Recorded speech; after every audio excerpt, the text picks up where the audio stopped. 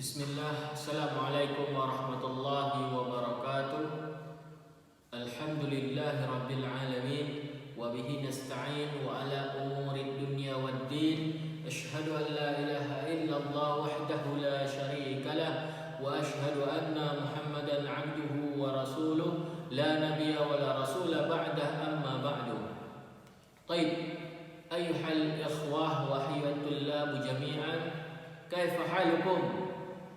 La'allakum bi khairikum aynama kuntum. Ya, apa kabar semuanya? Semoga semua kita dalam lindungan Allah Subhanahu wa taala, yang dimana di hari ini kita kembali dipertemukan oleh Allah Subhanahu wa taala dalam kegiatan belajar mengajar. Ya, yang sebelum di minggu yang lalu kita telah mengadakan yang namanya ujian, dan ujian telah selesai, maka kita akan melanjutkan kembali pembelajaran kita, yaitu khususnya di pelajaran sirah nabawiyah di kelas 7 ini. Baik, la'allakum tafhamun jami'an.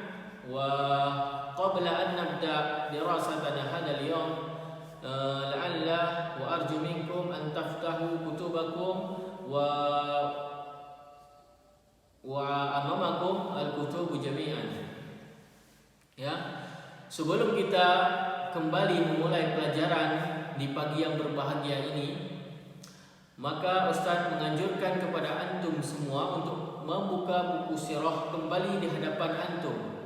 Ya, karena ini hari pertama kita melanjutkan pembelajaran kita setelah ujian tengah semester. Tapi adapun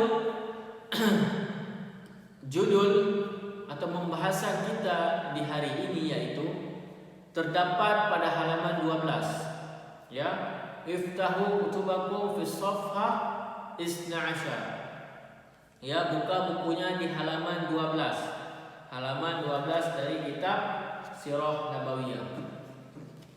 Baik, adapun pembahasan kali ini yaitu judulnya ialah Al-Ba'tsah wa Ar-Risalah, yaitu peristiwa diutusnya Nabi Muhammad sallallahu alaihi wasallam menjadi seorang rasul, Rasulullah sallallahu alaihi wasallam. Taib, bagaimana peristiwa yang akan terjadi? Maka Ustaz akan membaca atau menjelaskan kepada antum semua mengenai pembahasan di pagi yang berbahagia ini. Isma'u jahidan wa anzuru ila kitabikum jami'an. Ya, dengar dan simak apa yang Ustaz baca dan dengarkan apa yang Ustaz jelaskan di dalam buku ini. Urifa Muhammad sallallahu alaihi wasallam fi Makkah bil amanah was-sidq war-ra'yu as-sadid insarafa an hayah al-jahiliyah. Ya, Nabi Muhammad sallallahu alaihi wasallam, beliau dikenal dengan orang yang sangat amanah, terpercaya, ya, mempunyai akhlak yang mulia. Ya, beliau sangat dikenal di Mekah ketika itu dengan amanah, terpercaya, dan mempunyai akhlak yang mulia dan menyayangi satu sama lainnya. Dan ini telah tersebar ketika di zaman jahiliyah tersebut. Ya, karena beliau Nabi Muhammad sallallahu alaihi wasallam falam yashrab al-khamar, beliau tidak minum khamar, walam yasjud lis-sanam, beliau tidak juga menyembah berhala, walam yahlif bil alihah, beliau tidak bersumpah dengan sumpah selain nama Allah Subhanahu wa taala. Wa qad habbaba ilaihi al-khalwah wal 'uzlah wat tafkir wa tadbir fi ghar al-hira layali zawatil adad kama kullu dhalik qabla al-ba'tsah. Jadi Nabi Muhammad sallallahu alaihi wasallam ketika sebelum datangnya malaikat Jibril, beliau sudah menyendiri atau beribadah di Gua Hira. Beliau setiap harinya pergi ke Gua Hira untuk menyendiri beribadah kepada Allah Subhanahu wa taala sampai beberapa hari tanpa pulang ke rumahnya. Kemudian ketika pulang ke rumahnya, beliau hanya mengambil bekal saja, kemudian kembali lagi ke Gua Hira. Adapun tidak ada riwayat yang mengatakan bagaimana cara beliau itu beribadah di Gua Hira. Ya. Beliau hanya menyendiri ya di dalam Gua Hira. Itu sebelum datangnya malaikat Jibril kepada Rasulullah sallallahu alaihi wasallam.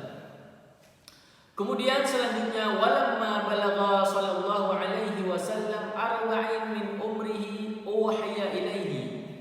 Ya. Ketika umur Nabi Muhammad sallallahu alaihi wasallam telah sampai 40 tahun dari umurnya, lalu datang kepada Nabi Muhammad sallallahu alaihi wasallam wahyu. Faqala la yara ru'ya ila ja'at mithlu falaq as-sabah wa hiya ru'ya as-sadiqah wa kana hadha awwalu ma bada'a min al-wahyi. Ya. Sebelum datangnya wahyu kepada beliau Nabi Muhammad sallallahu alaihi wasallam, beliau sering mimpi dan mimpi itu menjadi kenyataan. Mimpi itu benar-benar terjadi. Mimpi itu benar-benar datang seperti falaqa as-sabah, seperti datangnya cahaya di waktu subuh. Ya. Kemudian wa fi yaumil itsnain fi syahri Ramadan faja'ahu Jibril li awwal marrah dakhala al-ghar faqala lahu. Kemudian ketika di hari Senin dari bulan Ramadan, datang ketika Nabi Muhammad sallallahu alaihi wasallam sedang berada di Gua Hira, datang malaikat Jibril ya, masuk ke dalam Gua Hira lalu mengatakan kepada Nabi Muhammad sallallahu alaihi wasallam, "Iqra." Faqala sallallahu alaihi wasallam, "Ma ana biqari." Malaikat Jibril mengatakan kepada Nabi Muhammad, "Iqra." Akan tetapi Nabi Muhammad sallallahu alaihi wasallam menjawab, "Ma ana biqari." Ya, "Ma ana biqari." Saya tidak bisa membaca, kata Nabi Muhammad sallallahu alaihi wasallam. Fa akhadahu faghattahu hatta balagha minhu al-jahd thumma arsalahu faqala. Kemudian malaikat Jibril ya merangkul Nabi Muhammad sallallahu alaihi wasallam sampai beliau memaksa untuk bisa membaca. Ya, dirangkul oleh malaikat Jibril, summa faqala iqra.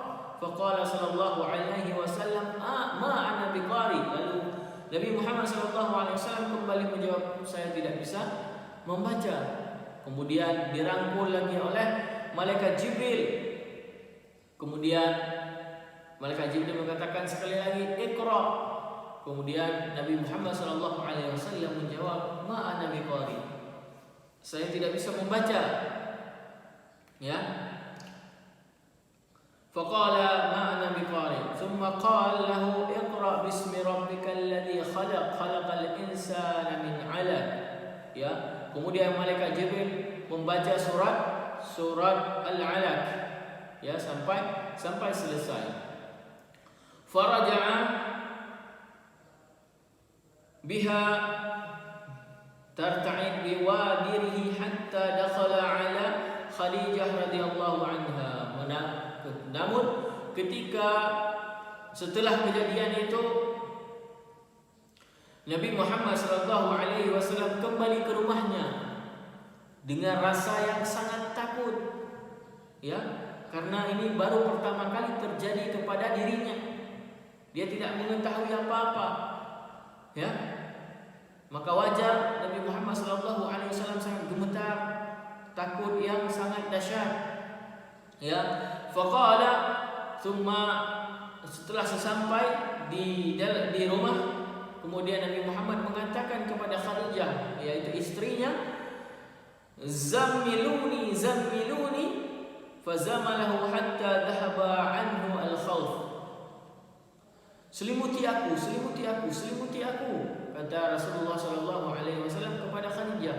Lalu Khadijah menyelimuti Nabi Muhammad SAW sampai rasa takutnya hilang.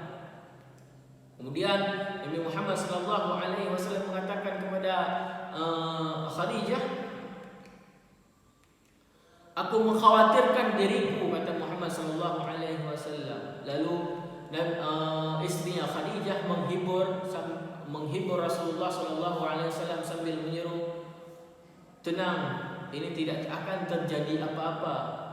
Allah tidak akan membinasakanmu. Pasti Allah akan menjagamu karena engkau orang yang terpercaya, orang yang menolong orang yang susah, akhlakmu baik, kata Khadijah. Tidak mungkin Allah akan membinasakanmu. Ya. Kemudian setelah itu Khadijah akhbaraha al-khabar, fadhahabat ma'ahu ila ibnu ammiha Waraqah bin Nawfal wa kana 'indahu 'alama min Nasraniyah fa akhbarahu. Ya, namun setelah rasa takut itu hilang, kemudian Khadijah membawa Nabi Muhammad SAW kepada sepupunya, ya, anak dari paman Khadijah, ya, yang bernama Waraqah bin Nawfal bin Asad bin Abdul Uzza, itu nama lengkapnya. Ya, Waraqah ini, ya, sepupunya Khadijah, memiliki ilmu, ya, memiliki ilmu dalam agama Nasrani. Beliau menulis Injil dalam bahasa Ibrani, kemudian menulis kitab dalam bahasa Ibrani. Maka beliau ini memiliki ilmu dan sudah tua renta dan buta. Ya. Kemudian Khadijah menyampaikan apa yang terjadi kepada Nabi Muhammad. Lalu Waraqah bin Nawfal ini mengatakan, anna hada Malik alladhi nazala ala Musa, dan ini merupakan kejadian yang telah terjadi kepada Nabi Musa alaihi salam.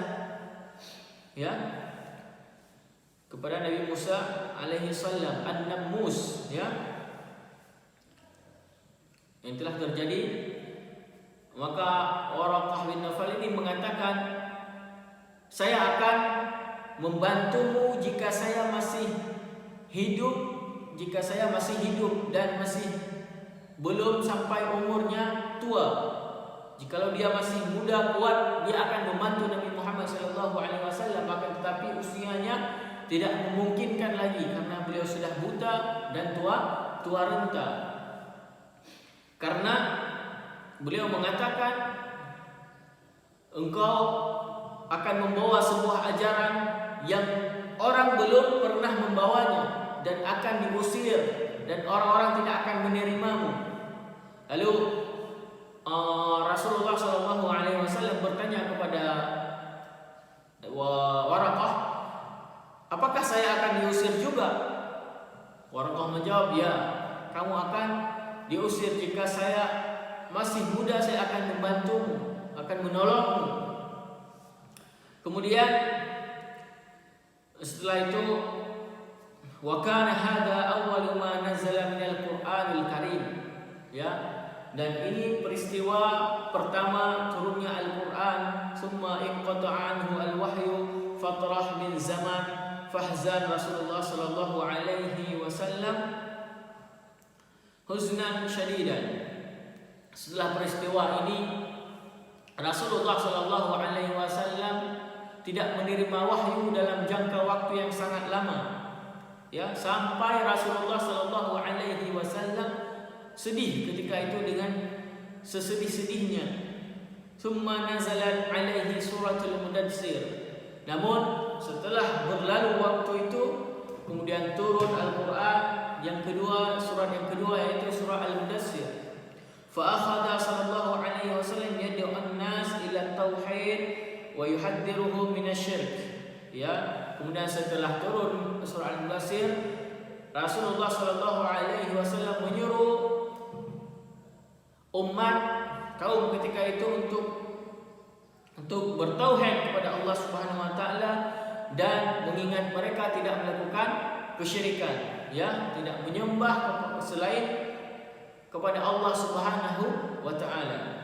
Fakana awwalu man amana bihi min nisa Khadijah. Dan setelah peristiwa itu orang pertama kali yang masuk Islam di kalangan wanita ketika itu istrinya Rasulullah yaitu Khadijah radhiyallahu anha. Wa min rijal, adapun dari kalangan laki-laki yang pertama masuk Islam ketika itu ialah Abu Bakar As-Siddiq radhiyallahu anhu. Dan adapun wa min sibyan, dari kalangan anak-anak yaitu Ali bin Abi Thalib. Ya, itu merupakan sahabat. Abu Bakar dan Ali merupakan sahabat Rasulullah sallallahu alaihi wasallam. Wa awwalu man amana minal mawali Zaid bin Harithah. Kemudian dari mawali yaitu Zaid bin Harithah radhiyallahu anhu. Wa mimman aslama fi waqti mubakkir ahlu bait Abi Bakar. Ya, dan setelah itu dalam waktu dekat masuknya Islam dari keluarga Abu Bakar. Wa Sa'id bin Abi Waqqas, salah satunya, wa Utsman bin Affan, wa Talhah bin Ubaidillah, summa wa Zubair bin Awwam, wa Khalid bin Sa'id bin As. Ya, berikut nama-nama orang yang pertama kali ya masuk Islam ketika itu yang mempercayai datangnya ajaran dari Rasulullah sallallahu alaihi wasallam. Ya, semoga sampai di sini pembahasan kita dapat dipahami, ya, dapat dimengerti. Adapun yang belum jelas atau belum kurang paham, maka silakan ditanya kepada ustaz secara langsung melalui Japri, melalui Telegram. Ya, mungkin waktu kita tidak banyak, maka kita cukupkan sampai di sini pembahasan dan pembelajaran kita. Adapun apa yang Ustaz sampaikan, alangkah baiknya antum mencatat di buku catatan antum supaya antum tidak lupa terhadap apa yang Ustaz sampaikan. Ya, supaya ketika ujian itu akan memudahkan bagi antum untuk memurojaah kembali apa-apa yang telah kita pelajari. Ya. Semoga bermanfaat apa yang Ustaz sampaikan. Ya, kita cukupkan karena waktu tidak banyak. Kita sampai bertemu di pertemuan selanjutnya. Kita cukupkan sampai di sini. Nakhtatim bi doa kafaratul majlis. Subhanakallahumma wa bihamdika asyhadu an la ilaha illa anta astaghfiruka wa atubu ilaik. Assalamualaikum warahmatullahi wabarakatuh.